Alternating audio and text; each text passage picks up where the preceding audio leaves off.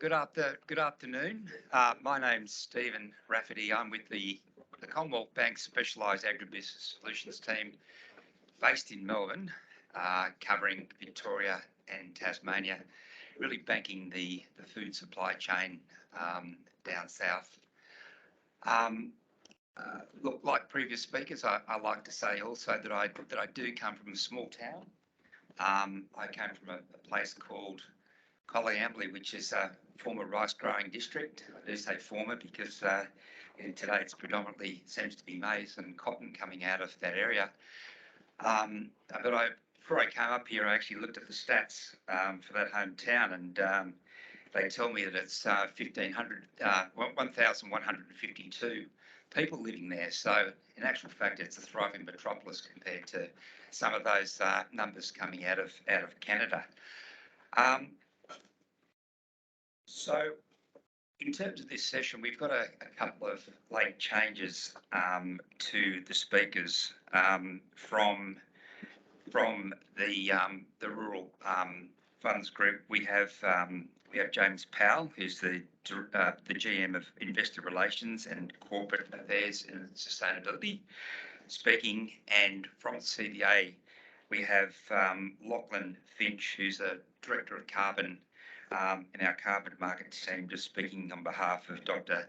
Yasmina, who couldn't be here for this session. So over to horticulture. Horticulture today, amazingly, is a $18 billion contributor to the Australian economy. So the third biggest agricultural industry in Australia, representing a very diverse sum of subsectors inside horticulture. And the upside is quite enormous. I mean, when we look at the amount of plantings that we are banking inside CBA, the crops that are still going in the ground with the likes of almond, it's got a massive future. And I'm sure Leandro, who's coming up next, will tell us a bit about where they sit in terms of their full-bearing grows. So Cobram Estate is represented by Leandro.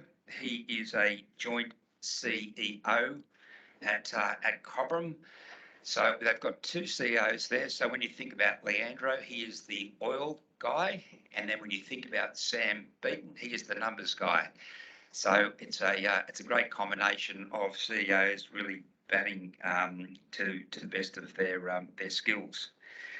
So Leandro is coming in from the Boort operations in northern Victoria, where they're harvesting at the moment, and is no doubt making very good use of the new processing facility that they've just commissioned this year, which is really state of the art and world class. So over to you, Leandro. Thank you for joining us at a very busy time for you, mate. No worries. Thank you, Stephen. Can you hear me okay? I assume that you can. Thank you very much to all of you for joining us today, for this conference, either in person or online. To AgFood, CBA, and Pack Partners for the kind invitation. Apologies, for not being able to be there, but as Stephen said, we are right in the middle of our harvest in Victoria. Pretty intense time of the year for us. I'll try to just move through the presentation. We can actually move through the usual disclaimers and straight into the presentation itself. I'm sure that probably many of you may know us, from our extra virgin olive oil brands, particularly Cobram Estate, but as a company, we're really a lot more than just a brand. With our nurseries, more than 7,500 hectares of olive groves in Australia and California, 3 olive oil mills, bottling lines and brands, we are one of the largest, if not the largest, fully vertically integrated olive oil company in the world, which is actually quite strange coming from a relatively small olive oil country like Australia. We grow, harvest, and mill and market more olive oil than many entire countries like Israel or California or France, just to say something, and definitely more than other Italian regions like Tuscany or Umbria. So that paints you a little bit of a picture about the scale that we're talking about. We have the number 1 and number 2 brands of Australian olive oil in Australia, that's Cobram and Red Island, and now proudly the number 9 brand in the USA. despite some significant supply constraints of Californian oil over there. We have achieved the unique feature of becoming number one brand, despite selling at the highest price per liter in the supermarkets, and that is a testament to the support of Australians and increasingly American consumers that actually understood our value proposition for the high quality product. We have to remember that when it comes down to extra virgin olive oil, better quality equals not only just better flavor, but also more health benefits. And those strong brands make Cobram Estate olives a rather unique ag company, because it brings our currency and commodity risk to a minimum, which is quite rare in an ag company. Or others could actually see us as an FMCG company with minimum supply risk, because we pretty much fully control it. So it's really a very unique combination from that point of view. With nearly 3 million olive trees planted in more than 18,700 hectares of freehold farmland, harvesters, world-leading mills, bottling lines, we really look after every step of the chain and provides the company with pretty strong position in terms of tangible assets. All our groves in Australia and a large amount of our groves in the USA are fully owned by Cobram Estate Olives with no kind of leaseback agreements. The enormous scale that I explained before, combined with the naturally long leading times for olives to come into production, and well supported by our proprietary growing system that we call the Oliv.iQ, that allow us to actually produce 9 times more olive oil per hectare than the world's average. Again, that's a very unique thing in almost any other ag activity. And combined with the strong premium brands that I mentioned before, they all become incredibly strong barriers to entry that really protect, in our view, the long-term value of our business. I'll touch now on the key aspects that relate to our 4 growth pillars, which are very strongly linked to the topic of this conference. Linking the growth with the sustainability and the cash flow. Our 4 growth pillars have been pretty much remained the same for the past decade, and they're actually quite simple, focusing on just essentially producing more olive oil from our Australian olive groves through the maturing trees and efficiency gains, growing our fully vertically integrated business in the USA as a way of diversifying into a significant market, growing branded product sales, and focusing on improving the return per liter every year, trying to achieve a better return per liter for our extra virgin olive oil, and also capitalizing on what we believe is a very strong sustainability position, and the upcycling of our olive oil byproducts, and I'll touch on that in more detail later on. If we looked at the first growth pillar, which is actually producing more olive oil from our own Australian groves, at the end of the harvest 2022, which is our last finished harvest, our 2-year rolling average oil yields have shown a 15% growth for second consecutive year, and there's a clear indication of the strength of this pillar, especially because we still have 29% of our trees that are still immature, and a further 7% of trees which are yet to come into production. And you can see that from the age profile graph on the top left-hand corner of this slide. And the other very exciting thing that you can see on the other graph on the right-hand side is the fact that growth that we have seen in the past 2 years is not only driven by the maturing profile of the trees, but also through the improvement of the yields of our mature orchards, through a number of different efficiency gains, jumping by nearly 16.5% in the 3 biennial cycles, which is a pretty significant jump. As many of our production costs are really fixed, almost regardless of the age of the trees, obviously growing this first growth pillar is directly related to the improvement of the company's financial performance and cash flow. with the value of any additional oil really mostly flowing directly as profit. Consequently, we will continue to invest in this area with two main projects on the go. Raf had touched on one, but the first one it has been really the upgrade of our olive oil mill at Boort, where we built a largely new facility. Has been operational for the past few weeks, since the beginning of harvest, increasing our capacity by over 160% and making that mill actually one of the largest olive mills in the world, definitely in the top 3. And we also, you can see the photo there, finished planting an additional 415 hectare grow at Boort immediately to the southeast of our existing groves, and increasing the productive area of that grow by 13%. As I mentioned before, we moved to the USA as a great way of capitalizing on our experience that we learned in Australia over the past 10 to 15 years, but also to do that in a market that shares a lot of similarities with Australia, particularly from the point of view that consumption still has plenty of room to grow, and that domestic supply is actually very, very, very small.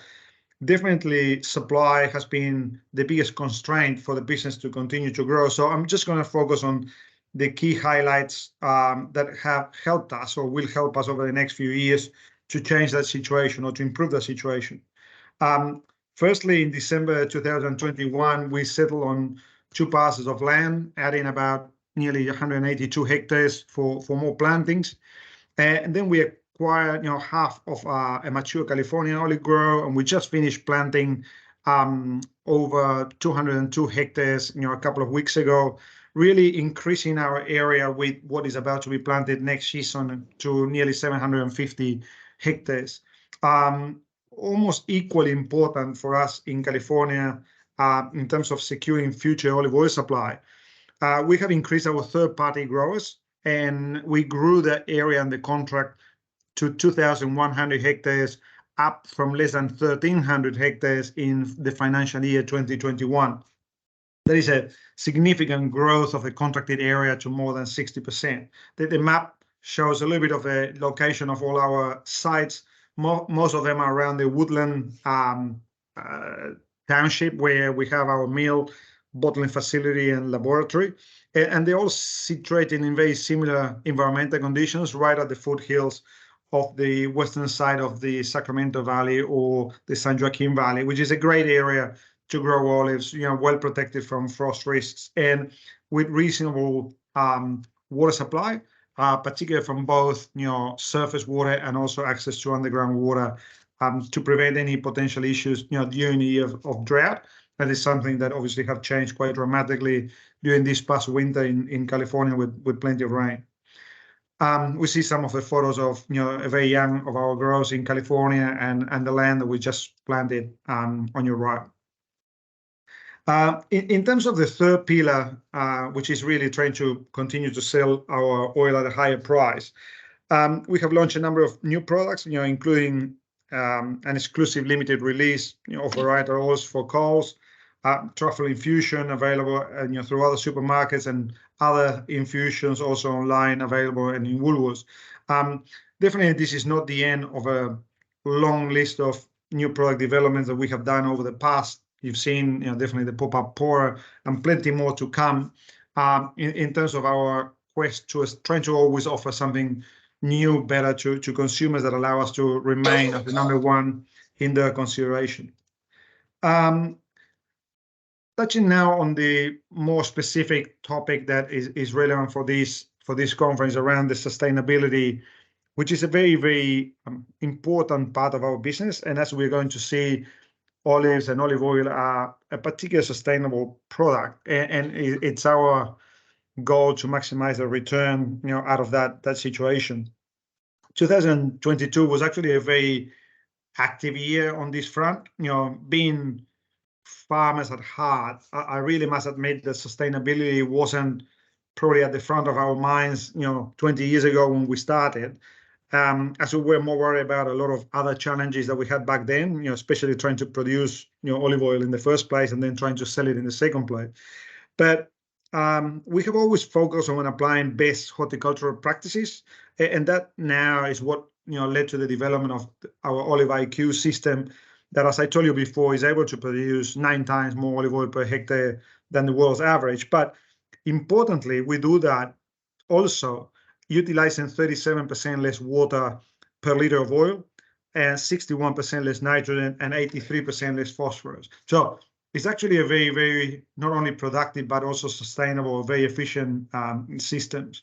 And as our brands grow, really, our customers are demanding more, that we do more in this space. And that's why we placed a lot more emphasis in better structuring and capitalizing the great natural position that we have. And pleasingly, some of those efforts have been recognized by the Australian Financial Review and the Boston Consulting Group, naming us as sustainability leaders in agriculture last year, and we are in quite good shape for this coming season. Part of that process of what we call the wider view of sustainability has been education of consumers, education of healthcare professionals, helping people in Australia and in America to have better dietary patterns. We think that that's part of our obligation from that point of view. But also when it comes down to our positive impact on the planet, we completed 2 independent carbon footprint analysis of our entire Australian business with a very positive outcome, as they both revealed that carbon sinks on our groves, both in the below and above ground biomass, entirely offsets the emissions associated with growing and marketing the olive oil, leading to a net removal of 4 kilograms of carbon dioxide for every liter of olive oil that we market and sell in Australia. So in other words, Cobram Estate Olives is able to sink more carbon that it emits, with the studies identifying several opportunities to further improve this position, particularly around the use of renewable energies in the future. One of those opportunities is linked to a reforestation project that you can see some of the images there, that is sort of leading to planting native vegetation in areas of the grove that were not suitable for olive oil growing. And to do this in a cost-effective way, we partner with the non-for-profit Carbon Farming Foundation. So what we expect to achieve from all these initiatives are a combination of available carbon credits, both voluntary carbon credits and also the typical Australian carbon credit unit or ACCU over the next coming seasons. That reforestation project that I mentioned before, also combined with the management of over 1,300 hectares of native vegetation areas and corridors that we fence in our farms. And that helped us to also partner with the Victorian Malleefowl recovery group, to protect this endangered bird that is actually native to where we have our groves, particularly around Boundary Bend. So this shows that it is perfectly possible to tackle a very efficient, highly productive horticultural activity, while at the same time improving really our footprint from the carbon perspective, but also helping out with environmental diversification and the protection of the local fauna at the same time. As a business, we decided in the past year to support the Sustainable Development Goals while developing our own framework. I mean, we're actually quite new in the public space, and that's something that we are trying to apply as fast as we possibly can. So I talk about a lot of those good initiatives that we had. Now it's about streamlining them and structuring them in a way that can be easily reported and follow up. And for those that are not familiar with it, the United Nations Global Compact that we joined as well is a network of companies that formally commit to 10 basic principles around human rights, labor, environment, and anti-corruption. The other thing that we have done as well in this space is optimizing our zero waste initiatives, signing on a humus treatment project with Sustainability Victoria, bringing our operations outputs ended up in landfill to just under 0.2%. So virtually nothing. And we can see some images here of the pomace treatment plant, which is sort of being commissioned during this harvest. And that has been the culmination of years of research and a key piece in the upcycling of our leftover flesh and pit after we separate the oil. Some of that is going to be destined, and it is destined at the moment, as a renewable source of energy, some others as animal feed, and also as an organic fertilizer for further soil improvement at our groves. I'll just finalize the presentation with just a couple of slides on our specifics of the numbers. This is the bit that normally, as Raf have said, this is the bit that Sam would cover. I feel a lot more comfortable around trees than around numbers, but it's given the natural tendency of many fruit crops and olives in particular to produce in an alternating way, we keep encouraging our shareholders and any potential investor to look at our business on a 2-year rolling average across some key indicators, particularly around EBITDA and around our overall profit and yields as well, because obviously that is a compensation between an off year and an on year. In general terms, you will see that if you only looked at 1 year, let's say an on year like this one that we are harvesting at the moment, there will be an underestimation of the production cost, and because of that, an overestimation of the profit. And the opposite happens in an off year, where there's an overestimation of the cost and underestimation of a profit. The reality is that from the business point of view, we manage our oil over a 24-month cycle. In an on year, we'll be bottling the oil for about 14 months. We bottle the oil of an off year over 10 months. But the reality is our customers, our clients, mainly supermarkets, buy our oil month in, month out on a very consistent basis. And that's why the cash flow, and back to the point of this conference, is actually fairly constant and arguably or possibly a better indication longer term of the position of the company. We see the evolution of the 2-year rolling normalized EBITDA in this graph. Normalized because we like to bring the water price on this presentation down to a long-term average. Otherwise, the figures can be distorted either because of extremely high water prices like we experienced in 18 or 17, or extremely low water prices like we have been experiencing for the past couple of years. This again a reflection of the cash flow that I mentioned before, with the growth from $22 million of cash flow generated from operations to nearly 34 million in the last financial year. And certainly due to the position of those maturing groves that we mentioned before, the maturing of the US business, our value add business as well, we expect that cash flow also to continue to grow over the coming years.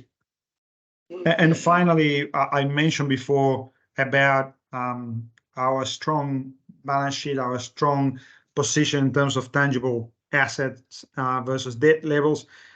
These are 2 graphs of our pre-existing valuations and the official formal valuations done at the 30th of June 2022, where we can see a significant growth, particularly around property, plant and equipment, but also in that green slot on top, we're adding the olive trees and the irrigation valuation that is not included typically in our CBO's balance sheet.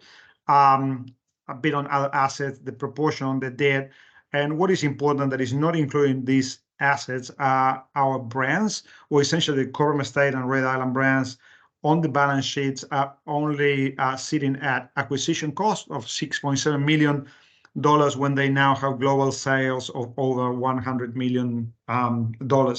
So that actually hopefully have painted a little bit of a picture on our company, a company that we feel is quite fortunate to be producing a very sustainable product in a very sustainable way.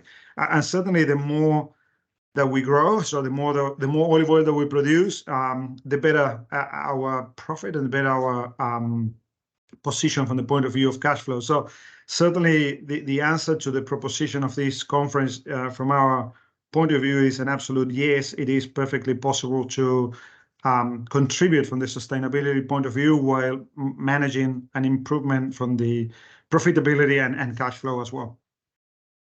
Very good. Thank you. Thank you very much.